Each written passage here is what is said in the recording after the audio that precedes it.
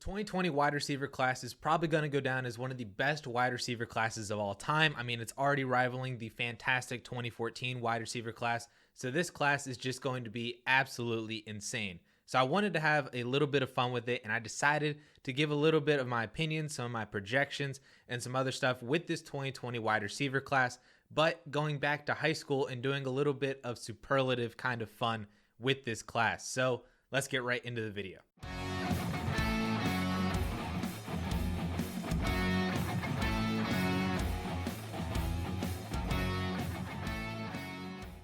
We are going to start off with who I believe to be the biggest disappointment in 2021, and that is going to be Steelers wide receiver Chase Claypool. And I get it. He was great in 2020. He was highly productive over the first half of the season. He actually scored 11 touchdowns on the year, including 10 in the first 11 weeks. But I do have concerns for Chase Claypool heading into 2021.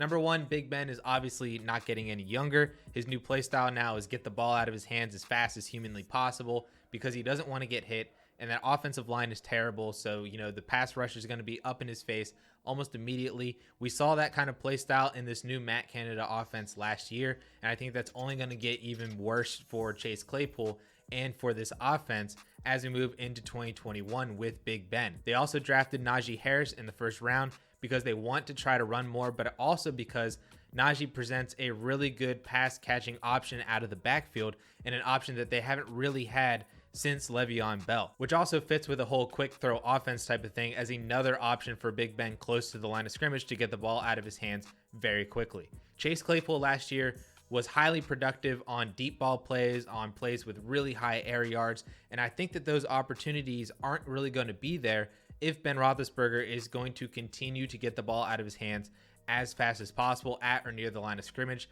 That's where Najee Harris, Juju Smith-Schuster, Deontay Johnson can really make their hay. And I think the odd man out is going to end up being Chase Claypool. I mean, if you look at the second half of 2020, he basically turned into like Mike Williams. Some of his stat lines included 2 for 38, 3 for 15, 3 for 54, 4 for 54, and another one with 4 for 59 and 1 where he was really saved by that touchdown. But if he didn't score, he would have still only had less than double-digit fantasy points. So, like I said, I think there's a lot going on in Pittsburgh this year. I do think that Chase Claypool is kind of the odd man out in 2021. I think his dynasty projection is really nice, but I think for redraft for 2021, I think it's really hard to project Chase Claypool to meet or exceed his expectations in his ADP, and that's why I think that he's going to be the biggest disappointment in 2021. But I will give an honorable mention to this as well to Laviska Shenault, unfortunately. Moving on to the next superlative, I have the best value, and that to me is Cincinnati Bengals wide receiver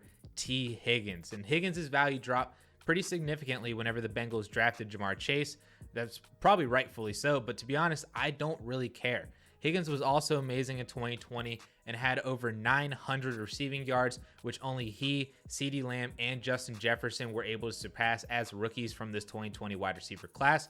And all three of those players joined 21 other wide receivers since 2000 to hit that same mark. I mean, we're talking about guys like as most recently as A.J. Brown, DK Metcalf, Terry McLaurin, Michael Thomas, Odell Beckham Jr., Mike Evans, Amari Cooper, Keenan Allen, Julio Jones, A.J. Green. Like the list goes on and on for 21 other fantastic rookie wide receivers who then went on to have fantastic overall careers at the wide receiver position. Of those 21 players, 14 of them went on to eventually go on and have a top 12 wide receiver season later in their careers, which really shows you that, again, if you're productive early, that's a great indicator for future success. And T. Higgins was one of only 3 rookie wide receivers with CeeDee Lamb and Justin Jefferson who were able to showcase that early production in a true elite form.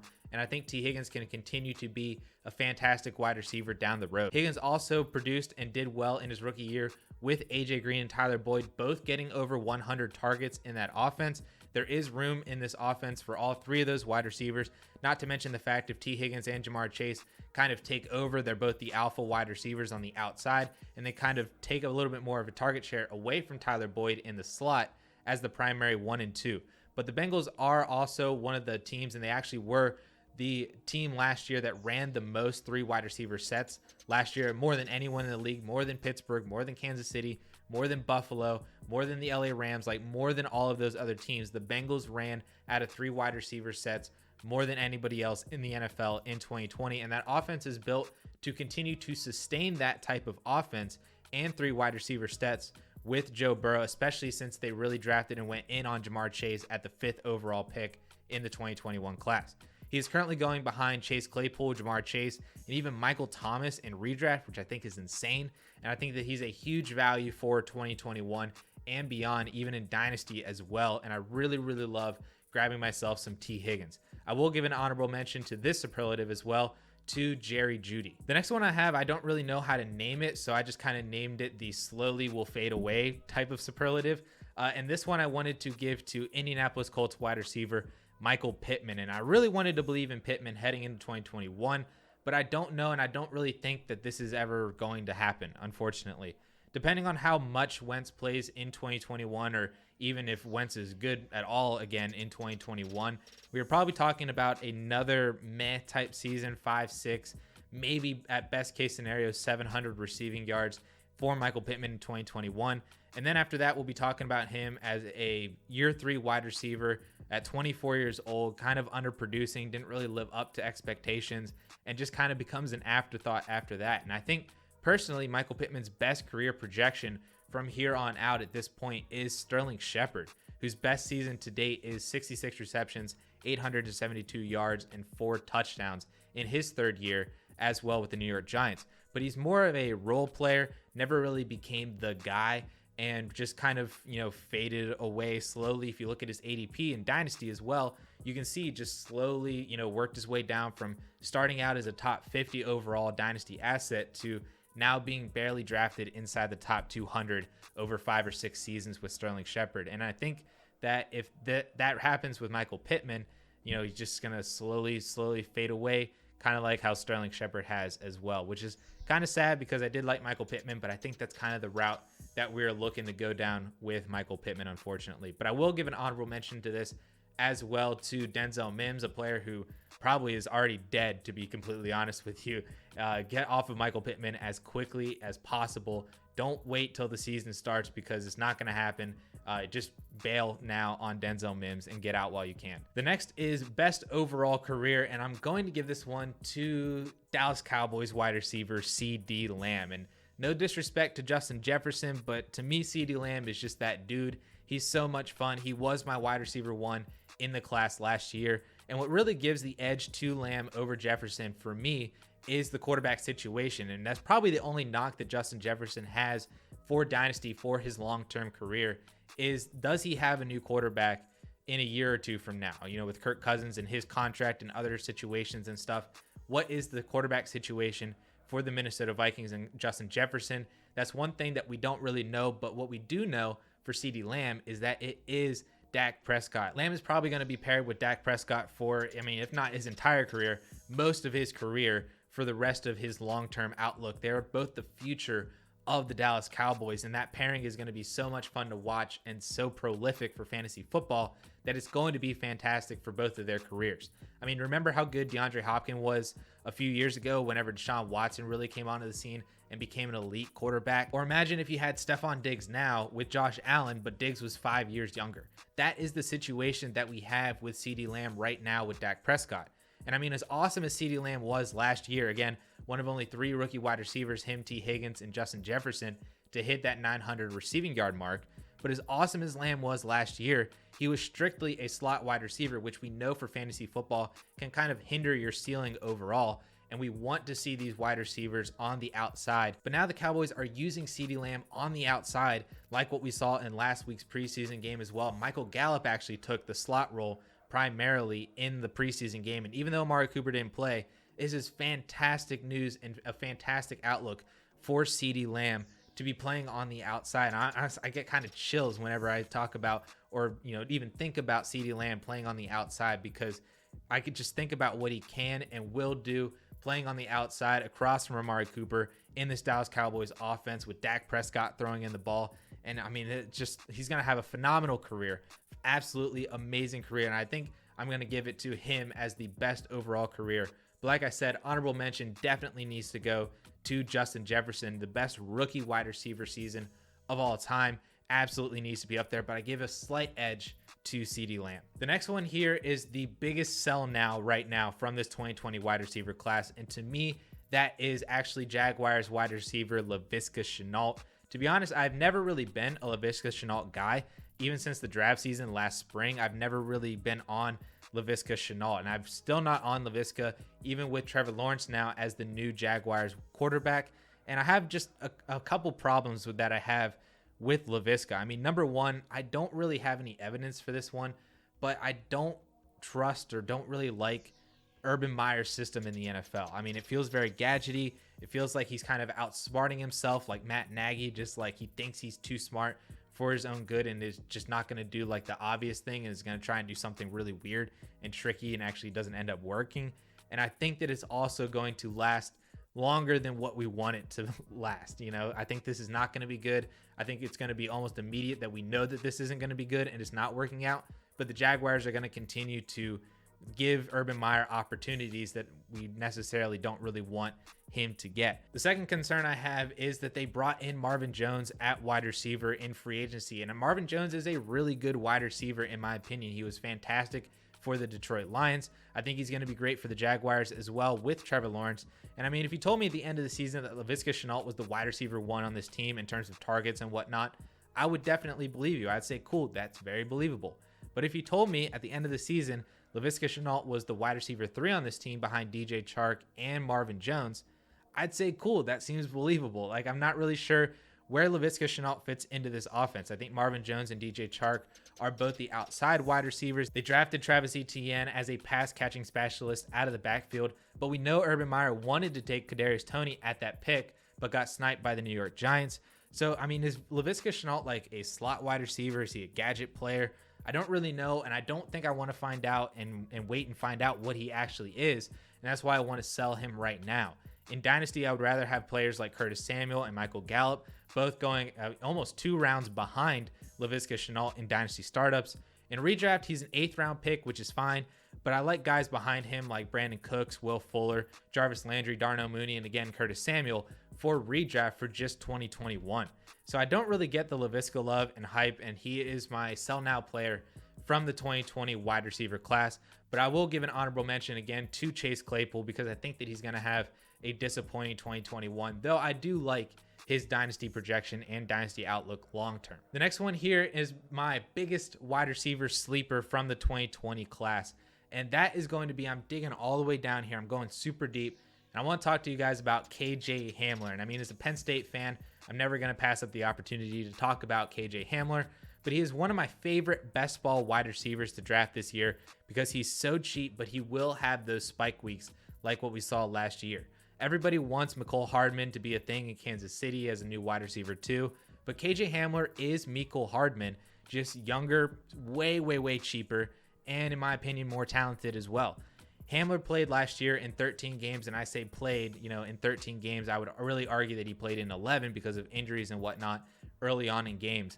So in those 11 games, he actually had 6 games where he either had a double-digit targets, 50 receiving yards, scored a touchdown, or played over 90% of the snaps in a game. 6 of those 11 games, he did one of those 4 things. So, I mean, I get it. It's hard to trust him in your lineup, hardly ever in normal leagues where you're just setting an actual lineup. That's why I love him so much for best ball. And there are a lot of targets as well in Denver, so that situation is really muddy as of right now. But Hamler, in my opinion, has time to grow and also has room to grow in this Denver Broncos offense. I mean, number one, he will play the entire 2021 NFL season as a 22-year-old. He literally just turned 22 1 month ago. You might forget, but he was a 2nd round draft pick last year in the 2020 wide receiver class with all of these fantastic wide receivers. The Denver Broncos selected him in the 2nd round after Jerry Jeudy in the 1st round. He also has 4.3 speed, and he'll never really be the focal point of a defense. And especially with Jerry Jeudy there long term, he's never going to get the full coverage and full focus of a defense, which could make him really good. And especially with that speed, he can really get behind defenses like what we've already seen in the preseason this year. And lastly, like we are for every single Denver Broncos weapon, we are waiting for that quarterback upgrade to come and hopefully rescue all of these Denver Broncos assets. And that could definitely help KJ Hamler as well as he grows more into this offense. And that's why I really like him as my biggest sleeper from this 2020 wide receiver class. But I will give an honorable mention to Buccaneers wide receiver Tyler Johnson as well, who I think is kind of in a similar situation in terms of kind of being buried on the depth chart, but his dynasty outlook definitely has a lot of good things and positives going for him. And I think he could do really well once everybody kind of moves on. Chris Godwin's on the tag, Antonio Brown's on a 1-year deal. You know, there's room for Tyler Johnson to grow in that offense. And he showed pretty well in the times and the opportunities that he had last year as more of a wide receiver too in the first half of this season when there were a lot of injuries to those Bucs wide receivers. So honorable mention to Tyler Johnson as well. And then finally, we get to the breakout season. Who's going to have that breakout 2021 sophomore wide receiver season? And to me, this one is San Francisco 49ers wide receiver Brandon Ayuk. I'm really coming around on an Ayuk breakout in 2021. I've heard a lot of people talking about it already. People have been on him since the draft, since before the draft. But a lot of this hype is really swirling around Brandon Ayuk in the past few weeks, and I'm starting to jump on board with this hype train as well. I mean, you look at what the season he had last year in his rookie year, he had 96 targets and only 12 games played. That included 6 games with 8 or more targets, 4 games with 10 or more targets. He had 4 games over 90 receiving yards, 4 games over 7 receptions, and he had a stretch from week 7 through 15 where he didn't finish outside the top 20 at wide receiver in any week that he played, which was absolutely fantastic. The biggest knock on Brandon Ayuk and what everybody wants to talk about, and I've said it before as well, is, well, let's see what he does when he plays with Deebo Samuel and George Kittle, because that San Francisco team in general just had a lot of weapons, and Ayuk showed out at times when the other 2 primary weapons weren't also there on the field at the same time either. But I will argue that his splits last year with and without Deebo Samuel are actually identical. I mean, he averaged 15 points per game in games with Deebo Samuel. Without Deebo Samuel, he was fantastic no matter what Deebo Samuel was or wasn't on the field at all. There was a difference, though, with George Kittle. He went from 12 points per game with Kittle to over 16 points per game without George Kittle. And that stretch, like I said, from week 7 through 15, where Ayuk was fantastic, also coincided with George Kittle actually being on the IR. So there is a little bit of that going on, but I think it's still positive that he still averaged 12.5 fantasy points per game with Kittle, because a lot of that came at the very beginning of the season in the first few games Brandon Ayuk played as a rookie at all in his NFL career. And I like to see that he still averaged 12.5 points per game there, and then had the upside and the ability to break out whenever George Kittle wasn't on the field. Heading into 2021, I mean, the reports out of camp have been absolutely phenomenal. People are saying that Brandon Ayuk is so close to becoming unstoppable at this point. Kyle Shanahan obviously is super smart. He knows how to get the ball into his playmakers' hands, and Brandon Ayuk is that playmaker and what they drafted him to be in the first round of last year's draft. Not to mention the ultimate upside that Trey Lance can possess with his raw athleticism and upside in this 49ers offense as a major potential upgrade over Jimmy Garoppolo. They also have a really easy schedule for the San Francisco 49ers in 2021 because of how underperforming that they were last year. That's just kind of how the NFL schedules work. So they have a really soft and easy schedule this year in 2021. And then also the fact that he has an actual offseason to prepare and learn the system more because of the COVID and whatnot that we had last year. They didn't really have an opportunity to have rookie mini camps or have a really in-depth offseason and training camp last year. He has all that now, and he's going to be able to prepare and get himself ready, learn the system more heading into 2021. And in my opinion, all systems are a go for a Brandon Ayuk breakout in 2021. If you'd like to see a video that I made on 3 players who I believe are entering make or break seasons heading into 2021, you can click up here and find that video. With that all being said, guys, thank you all so much for watching, and we will catch y'all later.